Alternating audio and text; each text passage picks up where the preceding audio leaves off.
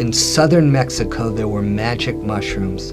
And I thought, if we can get to southern Mexico and try those mushrooms, maybe those would help Ron and I understand who we were even better, and maybe understand who God was better.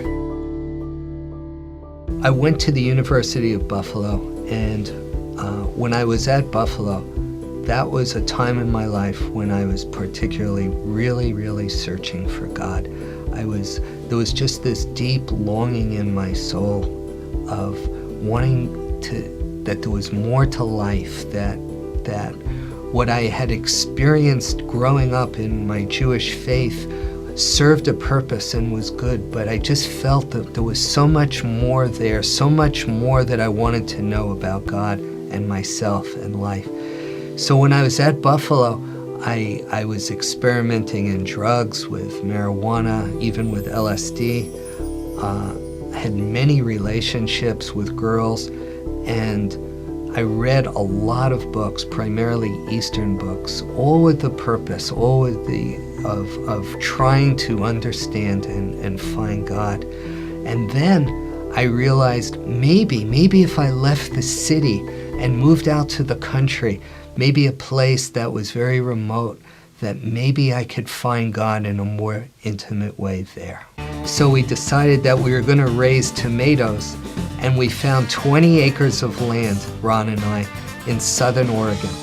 And it was beautiful, a creek and a log house. And it was there we thought we would put the greenhouse and start this little tomato business. What happened was, when we got there and we had our dream realized, I began to see that this was not satisfying, that I was more depressed, more discouraged than ever before in my life.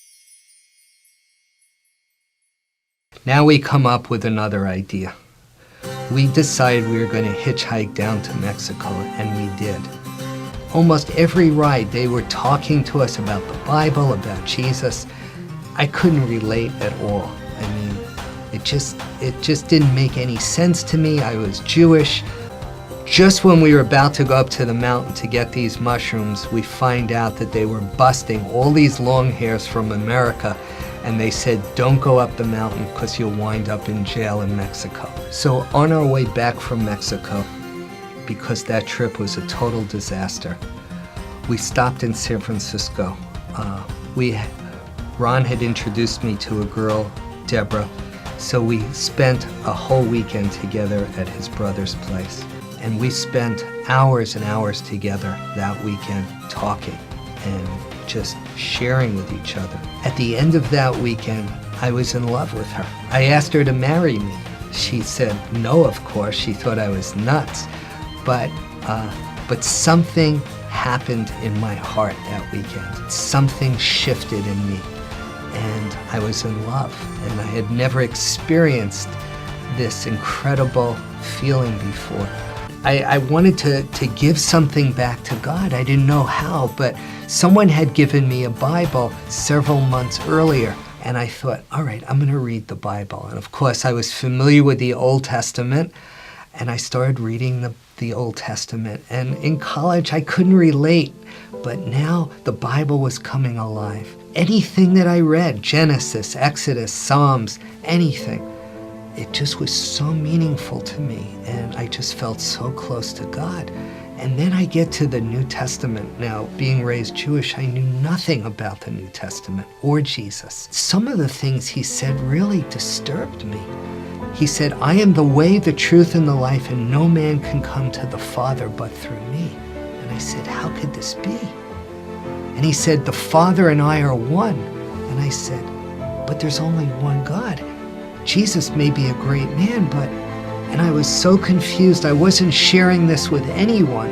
Ron and I had a close relationship, but I just felt that I couldn't talk to him about these particular things. And then one night, I was standing under the stars near our little cabin, and I said, God, if you and Jesus are the same, you got to show me that this is the right thing to do, because I was really scared. Something happened in my heart that night. I told the next morning, I shared with Ron what had happened that night before. And he had tears in his eyes. And he said, when we were hitchhiking down to Mexico and we were getting picked up, I started reading the Bible.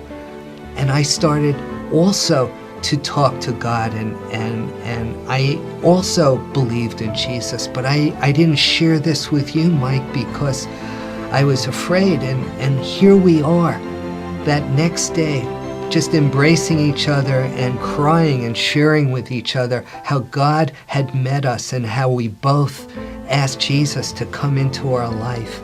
And we couldn't believe it. We went to this church. It was life-changing for us. But I was still asking God to show me that this was the right decision. Well, the pastor from that church, he was retired. He was in his early 70s. He came out to our cabin one day to see me. And he didn't know what I was wrestling with, but he started to read a portion of scripture to me. It was, "Who hath believed our report, and to whom is the arm of the Lord revealed? And he shall grow up before him as a tender plant, a root out of dry ground. And he was wounded for our transgressions, and by his stripes we are healed." And he said, "Brother Michael," he said, "where do you think this is?" And I said, "I don't know, Matthew, Luke?" And he hands me the Bible, and I look, and it said Isaiah. And I said, "You're kidding." I said, "This is in the Old Testament?" Because it was so obvious to me that it was talking about Jesus. And he started to share with me scriptures from all over the Old Testament, showing me that Jesus was the Messiah. And that prayer that I had asked God, show me that this is the right decision. That day I felt so secure and so satisfied as this pastor started sharing with me from the Old Testament about those scriptures. And I was so thankful to God that he had answered my prayer. Deborah came up to visit us up in Oregon, and I started to read to her from the scriptures, and she also started to believe in Jesus. And a few months later, we got married. She's still my best friend to this day. We have an amazing, amazing marriage. My friend Ron, instead of the tomatoes, we decided to start a little business together. So we started a lipo business. And I guess I took the Lord literally when he said, "Be lights of the world," and we went into the lighting business. And that little tiny seed has grown into one of the largest lighting companies in the United States. And when we went back to share with our family, my mom and my dad and my brother have also come to believe in Jesus, and that is tremendous. I know that Christianity, I know that believing in Jesus is, there's so much from the past with the Holocaust and what Christians have done, but this has nothing to do with Jesus. This has nothing to do with the Bible. And the Messiah that was prophesied long, long time ago, I just would encourage you and challenge you like I did to search and ask and read the scriptures for yourself, with just asking God with an open heart and an open mind, could Jesus really be the Messiah?